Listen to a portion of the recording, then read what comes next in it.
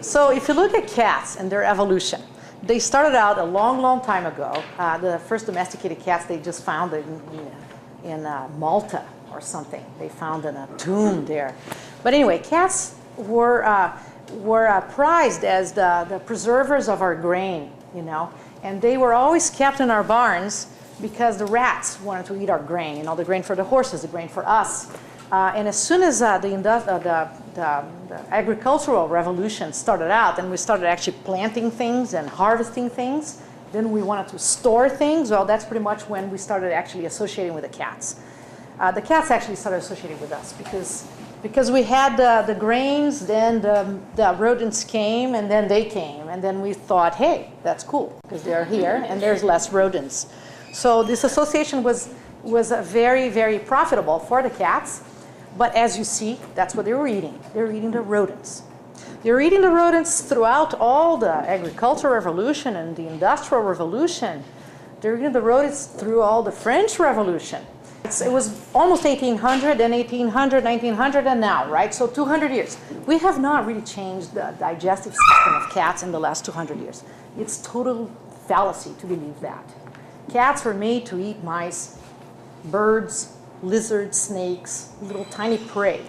And that's what they always ate. So the way to avoid problems with cats is if we can mimic that diet the best. Because very few people out there, I mean, there are plenty of barn cats still, you know. But, you know, the people in this room here, you were actually having felines at home that you feed. So the very best food to feed a cat would be, a composition of a prey. And prey, of course, you know, if you picture, let's say, a bird flying around and a chicken, which is what we would feed this cat. A chicken, I mean, of course, aside from the size difference, you know, bird, chicken, the composition, the amount of protein and fat on the bird versus the chicken is very different. I mean, this bird is flying around. This bird is an active, free soul, full of muscle and a little fat to protect it from famine, to protect it from cold, right? Versus a chicken that just barely even turns around in its cage, has absolutely no exercise, sits around, so it's a lot of fat on a chicken compared to the bird. So even if you say, okay, I want to feed birds versus chickens, you already are seeing a big difference here. Even though you're trying to do the primeval diet, the raw diet, the real diet, we already have to remove all the fat from this chicken because it's a far cry from that original little composition that we had. So if you just look at cat foods in general, you'll see that there's a tremendous amount of carbohydrate, where that little bird flying, less than 2% of that bird is actually carbohydrate, less than 2%. And we pick up any food, any cat food, particularly not the ones carried in the store, and you see there's like 40% of the calories supplied by carbohydrates instead of 2. So the industry did that because it's way cheaper to feed cats rice and, well, corn in those days. Now they don't use corn very much, but it's a lot of rice and rice meal and wheat and whatever not. If you look at what a cat should eat and what a cat is eating, there's a dramatic difference. I grant you that very unlikely cats in nature make it to 20 years old and develop the level of kidney disease that we actually see now in our households. So we need to realize that a life of a predator, unless of course it's in a very safe barn with tons of rodents, may be a little shorter than the protected lives that we afford them nowadays. And maybe a lot of other cats would have died under cars or in wolves' mouths or just with lack of food and not have had time to develop kidney disease like they do nowadays. Kidney disease in cats is very common. Protein is, it takes a big toll in the kidney. And what is it that a holistic vet tries to do? A holistic vet tries to make the quality of this protein be excellent. So again, looking at this poor quality diet that we're comparing this primeval prey diet with, we have a whole bunch of carbohydrates, which are quite empty calories for a cat. It's like you and I eating sugar. We'll gain weight, but we're not really building muscle. We're not building brain cells. We're not building a healthy liver cell. No, it's just like quick energy. That's all that sugar does to us. So that's what the starches do to cats. Quick energy. It's really good to create a diabetic cat. Diabetes in cats is almost exclusively created by their diets. It is extremely rare to see diabetes in a wild animal, in a wild feline. It is, I don't want to say 100%, but it's close to 100%. Of course, you can have a pancreas disease, an abscess or something creates that because it kills the pancreas. But it would have to be something like that. It's not really dietary. So us feeding these weird things to cats promotes several unhealthy things. So when we eat protein, you, a cat, a dog, we eat a chunk of a steak from a cow. That steak lands in our stomach. Our stomach now is like a blender. Bzzz, makes it into juice. It's called chyle. It's kind of a milkshake. This thing is allowed down the gut, and then it's going to be absorbed with the aid of the bile acids and a whole bunch of digestive enzymes, and it's pretty beautifully, elegantly complicated thing.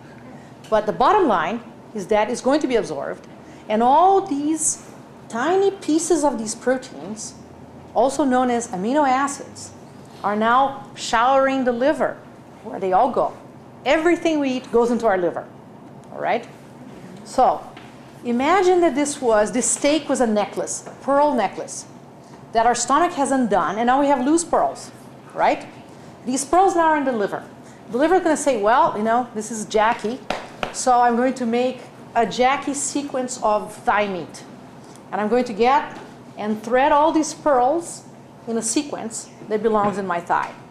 Same thing would happen to a cat or to a dog. It would be dog sequence. So the original protein served as the building blocks, served as the raw materials for the pearls. So we supply the liver the pearls, but each liver of each species will thread it in a different sequence, creating a final product, a protein that is its own. And we'll have different things. We'll send some stuff here, some stuff there.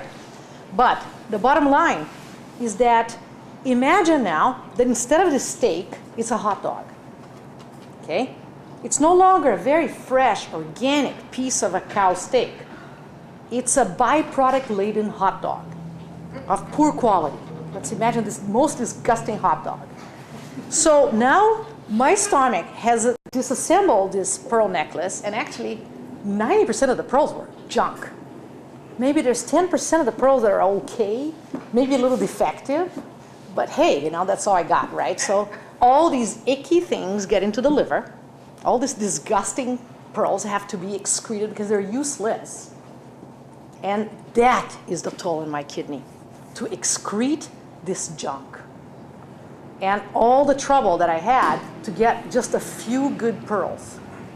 So as a holistic vet, can we not optimize the quality of this protein to eliminate 90% of this junk, to eliminate all this simple sugar, carbohydrates that we're giving to this cat, and to give this cat only the excellent quality of protein he needs, because it's the only thing it can do. It can actually get these little strings of amino acids, and that is its source of energy. Cats are not like you and I. We will burn first our simple sugars, and then we'll try to burn some protein and some fat. You know, fat is kind of the last resort. But a cat is burning protein right away, and then is going, you know, it will burn the sugars, but that doesn't hold the cat. What holds the cat is burning of the proteins. Cats always had so much protein because there's so much rodents that they're very wasteful with these proteins. These pearls get into their livers like, I got lots. Let's throw pearls around. You know, I don't care. I'm not going to store a couple of these rare pearls for a rainy day. I'll have another mouse another day. So cat systems are wasteful, thrower-uppers of pearls everywhere. They store nothing because fats are the other way to get to the cat. So basically, instead of this barn cat getting like 10 lean mice in a day, gets 3 fat mice. So it needs less pearls because it will burn some fat, and fat doesn't take a toll in the kidney. So that would be a holistic approach to feeding a cat, right? So we don't limit protein. We eliminate bad protein.